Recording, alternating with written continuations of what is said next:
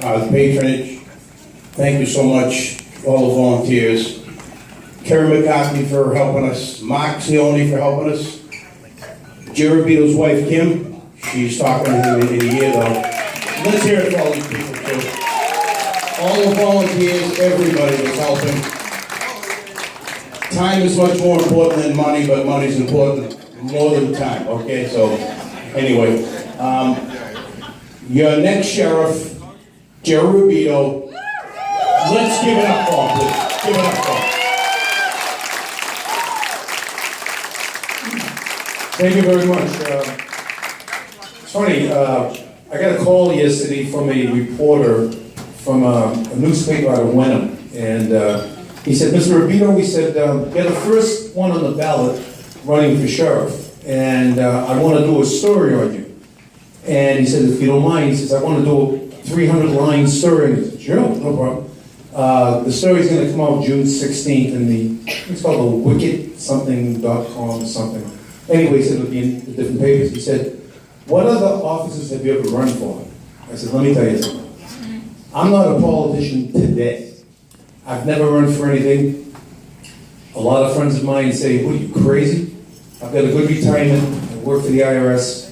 Things are going well for me. My problem is I worked 34 years for the Essex County Sheriff's Department. And I talk to many, many people that work there today, and I see what's going on. I worked for 3 sheriffs, and all 3 sheriffs had no idea how to run a jail. Now we have 13 people running for sheriff, including Mike Marks. I'm the only one that's actually worked side by side with inmates. Why is that important? Because I know where their heads are at. I know what's going on with them. Why is it important that I work on the units with officers? Because I know what officers are going through on a regular basis. Okay? Anyone that's been sheriff for the last few years has no bond with inmates or with officers. I do. I guess the crazy part of me is I want to make things right. And I know I can. There's an obstacle. The obstacle is I've got to get past the primaries in September. But every day things are working better and better for me. I've got all kinds of people running for me in Peabody, Beverly, strong support. I got my family. Thank God I have my wife. My wife, if it wasn't for my wife, we had to get together a couple of weeks ago, and she instructed everybody, if anybody has an appointment for Jerry, you have to go through me.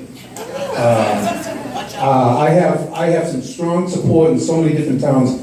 I can't focus in on just one town. I have to bounce around. So one day I'm here, one day I'm there. I just got to prioritize, and my wife does that for me. So thank you, honey.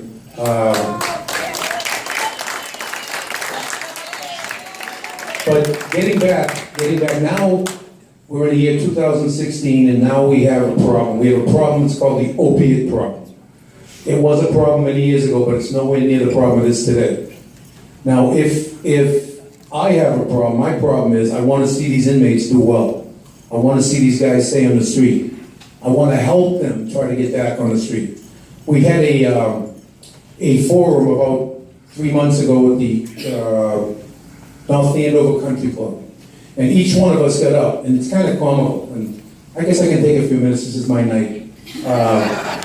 So the first guy gets up there and says, yeah, I'm a DE agent, and I've worked in every single city and town in Essex County, and out of all these guys up here, I'm the most passionate person that's running for sheriff. And, wow, I guess you didn't ask me if I was passionate. But anyway, that was one. Another guy gets up and he says, yeah, I'm the chief of police from Lynn. And I've sat with Frank Cousins several times, and I plan on following his lead and running the department and moving it forward in the same direction that Frank Cousins is running. Well, a lot of people on the outside, including people here, probably don't know anything about Frank Cousins, and I'm not about to bash him, okay, but what I can tell you is I was his number 3 guy, and I know the place is not running the way it's supposed to. Now, here's the good news. The good news is, unlike a restaurant, Donnie owns Borelli's Deli, good friend of mine, grew up from little kids, great guy. If he didn't have a good product, nobody's going to his business. They're not going. Jail, it doesn't matter who runs the jail, they're always coming back. They're coming. There's no way around it. So, for the last 34 years of my life, this is what I saw at the jail. Rough seats, rough seats, rough seats, rough seats, rough seats. In 2009, when I realized, it was almost the end of my career, I realized that it's time for me to go, was when I had an inmate, and I put my arm around his shoulder, and I said to him, how you doing? How's everything going? He says, not too good, Jerry. He says, what's the matter? He says, I'm getting out of jail Saturday. I said, what's the problem with that? He said, I got no place to go. I said, what do you mean you got no place to go? He said, I got no place to go. So he's coming back to jail. Nobody cared about trying to help this kid that's homeless, try to get him on his feet, try to get him a job before he gets out of jail, make some money so maybe we can get him a place to stay, help him when he's out. That's one of the problems. The other problem is a drug addict. They have a program in Middleton. The program in Middleton, the only reason people take that program is for good time. So they can get time off their sentence and they get out early. Because when I was there, that's all they would say. Hey, what do I get for going into that program? Well, you get good time. I'll go. Okay, now, what chance is this guy coming back to jail? 100% chance. We need to have a more extensive program, drug and alcohol program. The feds have a program in place. And one thing about me, I know my ideas aren't always the best, so I'm willing to go out and search and look for better ideas. I'm looking for input. And if I look for input, maybe I'll find something out there that might be worthy of trying. So, but with the opiate problem, we've got to get these kids back on track while they're in jail, and we've got to help these kids once they get out of jail. Kids, to me, they're kids. Someone said to me, he on Facebook, Jerry Robito called them kids. What does he think, he's working at DYS? Whatever. I mean, if that's all you get on me, I call him a kid. Well, these young men, we want to help get them back on their feet. We have to have aftercare programs in place. There's a lot of ideas I have, there's a lot of things I want to do, but we got to get past this first part, which is the primaries. I appreciate everyone coming tonight, all the volunteers, my family, helping out. Obviously, my wife, my best friend Joe Shaheen, been by my side for 50 years. Thank you very much. Oh, yes. Hey, Joe Shaheen.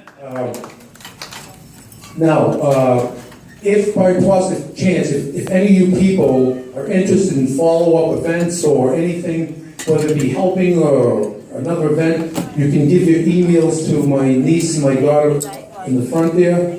The other thing is in June, we have a golf tournament, June 18th. If you know of anybody that's interested in golfing, please, we actually have some applications up front. This is the part of politics I don't like. I don't like doing this. This I don't like doing, but unfortunately to run a campaign, you gotta get money. And the only way you get money is by asking. And I'm really not good at this. But anyway, anyone interested, you can give them the emails. The applications are up front. And I really appreciate you all turning out tonight. It's a great turnout. And thank you so much, and God bless, and vote for me in September. Thank you.